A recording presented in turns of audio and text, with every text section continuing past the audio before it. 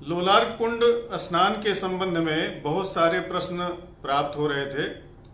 बहुत लोगों ने कमेंट किया है कि लोलार्क कुंड में कैसे स्नान किया जाता है, यह कुंड कहाँ पर है, यहाँ कैसे पहुँचा जाए, क्या क्या व्यवस्थाएं यहाँ पर मिल सकती हैं और किस तरह से कब आया जाए।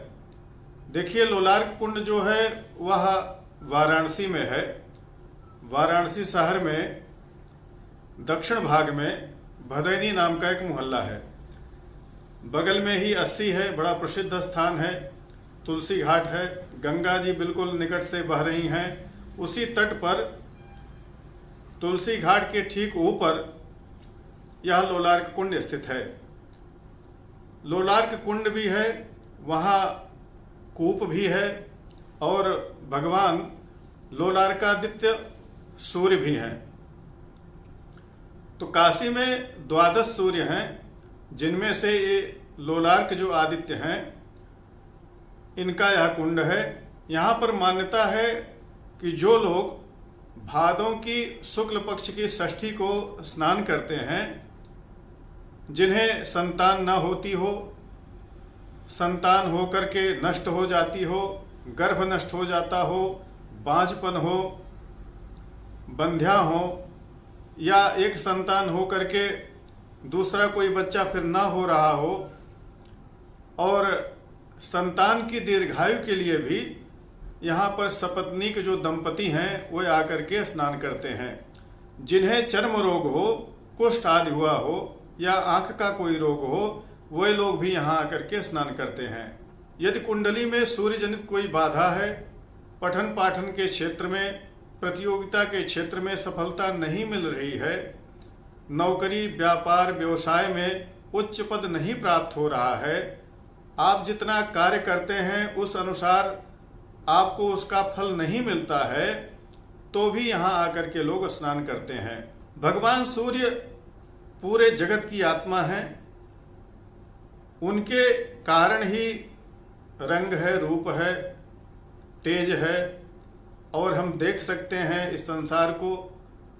तो वह प्रत्यक्ष देवता हैं और उनकी कृपा जब हो जाती है तो समस्त संसाधन हमें प्राप्त हो जाते हैं, चाहे वह विद्या हो, पुत्र हो, धन हो, धान्य हो, यश हो, कीर्ति हो, सब कुछ भगवान सूर्य की कृपा से प्राप्त किया जा सकता है। विशेष करके भादों के शुक्ल पक्ष की षष्ठी को, जिसे लोलार्क षष्ठी कहा जाता है, उस दिन लोलार्क कुंड में स्नान किया जाता है। बहुत बड़ा मेला लगता है, लाखों की भीड़ यहाँ आकर के स्नान करती है। प्रतिवर्ष लोलार्क षष्ठी के दिन यहाँ स्नान होता है। यह कुंड जिनके देखरेख में है, जो लोग यहाँ की व्यवस्थाएं करते हैं, वे लोग इसकी व्यवस्था करते हैं, स्नान की व्यवस्था करते हैं। स्नान के 1-2 दिन पहले से लोग आकर के लंबी लाइनें लगाते हैं, बारिश में भीगते हैं, बैठे रहते हैं, नाना प्रकार के कष्ट सहते हैं और तब जाकर के इस कुंड में स्नान कर पाते हैं। और भगवान सूर्य की कृपा से उन स्नान करने वाले तमाम लोगों को लाभ भी होते देखा गया है। प्रतिवर्ष भीड़ अधिक ही होती जा रही है, कम नहीं होती। और बहुत से लोगों ने खुद मुझसे फ़ोन पर या हमारे वीडियो के नीचे कमेंट में यह भी स्वीकारा है कि उन्हें इसका फल मिला है। वह जिस मनोकामना के लिए यहाँ आए थे, उनकी मनोकामना पूर्ण हुई है। और कुछ लोग निराश भी रहे हैं, उनकी मनोकामनाएं नहीं पूर्ण हुई हैं। उनसे मैं कहना चाहता हूँ, निराश न हो, पुनः स्नान करें और जब तक आपकी सामर्थ्य है आप कोशिश कर सकते हैं। श्रद्धा विश्वास की बात है, सूर्य भगवान की कृपा होगी तो जरूर मनोकामना पूर्ण हो जाएगी। यहाँ पर लोलार्क आदित्य के साथ साथ लोलार्केश्वर महादेव भी हैं। और सबसे बड़ी खास बात यह है कि जो महादेव हैं, उनके अर्घ्य का मुख पूरब की तरफ है। जैसा कि आप सभी जानते हैं और शास्त्रीय वचन है कि जो भगवान शिव का जो अर्घा होता है, उसका मुख हमेशा उत्तर की तरफ होता है। लेकिन इस कुंड के ऊपर जो महादेव हैं, उनका अर्घ्य का मुख पूरब की तरफ है। चूंकि यह सूर्य कुंड है, भगवान सूर्य पूर्व से उदय होते हैं, इसलिए अर्घ्य का मुख पूर्व की तरफ है, ऐसी यहाँ की मान्यता है। कुछ लोगों का प्रश्न था कि हम कभी भी स्नान कर सकते हैं या नहीं कर सकते, तो उन्हें बता दूं कि आप कभी भी स्नान कर सकते हैं, वर्ष में कभी भी आकर स्नान कर लें, लेकिन जो मान्यता है, जो यहाँ का प्रभाव है, वह है भादों शुक्ल पक्ष की षष्ठी को। षष्ठी तिथि रहती है और इस दिन लोलार्क कुंड में स्नान होता है। लोलार्क षष्ठी के दूसरे दिन ही संतान सप्तमी का भी व्रत किया जाता है। महारविवार भी इसी के बाद पड़ता है।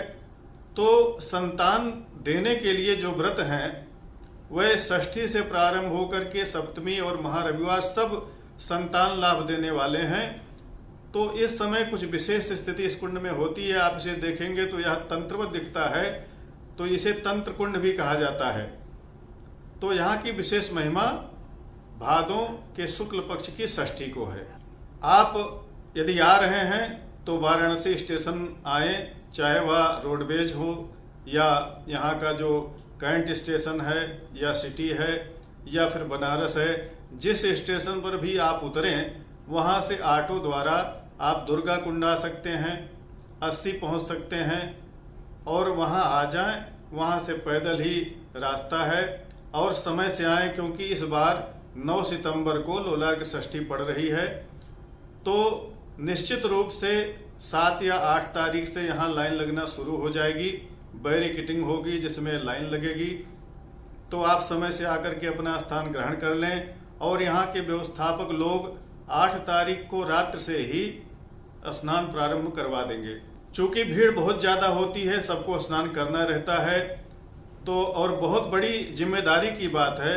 इतना गहरा कुंड है, 3 तरफ से सीढ़ियाँ हैं, कुआं है, तो बहुत जिम्मेदारी की बात है कि सकुशल पूरा स्नान संपन्न कराया जाए। इसलिए व्यवस्थापकों के ऊपर बहुत सारी जिम्मेदारी होती है और वे अपने हिसाब से इस स्नान को संपन्न कराते हैं।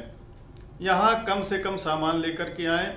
संतान के लिए यदि आप आते हैं स्नान करने तो पति पत्नी दोनों एक साथ आएँ। स्नान का नियम क्या है कि आप कुंड में जाएंगे, कुंड में आपको एक फल छोड़ना है और उस फल को फिर आपको जीवन में भक्षण नहीं करना है। ऐसी मान्यता है कि जो हम फल भगवान सूर्य को समर्पित करते हैं, उसी फल के स्वरूप हमें संतान की प्राप्ति होती है। तो एक फल आपको छोड़ना है। फल यहाँ बिकते रहते हैं, आप यहाँ से खरीद सकते हैं। जो कपड़े पहनकर आप स्नान करेंगे उन कपड़ों को वहीं पर छोड़ देना है। यदि आप कोई आभूषण शरीर पर धारण किए हुए हैं तो उस आभूषण को भी वहीं छोड़ देना है। तो यह ध्यान रखें कि जो छोड़ना हो वही वस्त्र पहने और जो छोड़ना हो उसी आभूषण को शरीर पर रखें। 3 डुबकी, 5 डुबकी, 7 डुबकी पति पत्नी दोनों एक साथ लगाएं। भगवान सूर्य से अपनी मनोकामना को कहें, उन्हें अर्घ्य दें और स्नान करके निकलें, अपना वस्त्र चेंज करें। और सबसे बड़ी बात है, बहुत से लोगों का प्रश्न था कि कपड़े कहाँ बदलेंगे, तो इस बार कुंड के अंदर ही मैं देख करके आया हूँ, आप स्क्रीन पर भी देख सकते हैं। 2 वस्त्र बदलने के स्थान बने हुए हैं, तो चिंता करने की बात नहीं है। धीरे धीरे व्यवस्थाएं सुदृढ़ हो रही हैं और तैयारियां जोरों पर हैं। जल भी अच्छा दिख रहा है कुंड में और आप समय से आकर के यहाँ स्नान कर सकते हैं। ठीक बगल में गंगा जी हैं और आप यहाँ आ रहे हैं तो यह पुण्य भूमि है, तीर्थ स्थान है। यहाँ आने से ही बहुत सारा पुण्य प्राप्त हो जाता है। स्नान भी होता है, पुण्य भी मिलता है, तीर्थ स्थान है। यहाँ आएंगे तो निश्चित रूप से जो पाप ताप हैं वे कट ही जाएंगे। ऐसी आशा और उम्मीद रख करके, विश्वास रख करके यहाँ आना चाहिए। जो महिलाएं अशुद्धि में हों वे लोग कृपया कुंड में स्नान न करें, क्योंकि पवित्र कुंड है, तो ऐसी अवस्था में स्नान न करें। और जो पति पत्नी दोनों नहीं आ पा रहे हों तो कम से कम एक आकर के स्नान कर लें। मोबाइल रखने की व्यवस्था, सामान रखने की व्यवस्था, यह सब अभी नहीं दिख रही। हो सकता है समय आने पर उसकी भी तैयारी व्यवस्थापकों द्वारा कर ली जाए। इसलिए बहुत सामान्य रूप से कम सामान के साथ, कम भीड़ के साथ आएं, जिससे अच्छे तरीके से आप स्नान कर सकें। और जो लोग किसी रोग से परेशान हैं, आँख का रोग है, कुष्ठ रोग है, वे लोग भी आकर के स्नान कर सकते हैं। बहुत से लोगों का प्रश्न था कि जिन्हें संतान प्राप्त हो गई है, क्या वे इसी दिन आकर के यहाँ मुंडन कराएं? तो देखिए, बहुत भीड़ रहती है। आपको चाहिए कि आप किसी और दिन आकर के यहाँ मुंडन करवा लें, उससे बहुत आसानी और सुविधा रहेगी, क्योंकि भीड़ में फिर आपको जगह नहीं मिलेगी, तो अच्छे तरीके से मुंडन इत्यादि नहीं हो सकेगा। इसलिए किसी और दिन अगर आप मुंडन करवाने आ रहे हैं तो किसी और दिन आकर के यहाँ मुंडन का कार्य करवाएं। जिन्हें कोई स्वास्थ्य की परेशानी हो, कोई रोग से पीड़ित हो, उनको ध्यान देना चाहिए, क्योंकि यहाँ आपको ज़्यादा समय तक लाइन में लगना पड़ सकता है, खड़े रहना पड़ सकता है, रोड पर बैठना पड़ सकता है। तो यदि आप सक्षम हैं तब आप आएं, और जब हम तप करते हैं तीर्थ में जाकर, तब हमारे जो पाप हैं वे नष्ट हो जाते हैं। तो संतान के लिए जो लोग परेशान हैं, निश्चित रूप से वे हर प्रकार के तप करने के लिए उद्यत होते हैं। ऐसा हमने देखा है कि 2-2 दिन लाइनों में लोग खड़े रहते हैं, बारिश में भीगते रहते हैं, लेकिन सिर्फ संतान के लिए वह ऐसा तप करते हैं, और भगवान सूर्य नारायण उनकी मनोकामना जरूर पूरी करते हैं।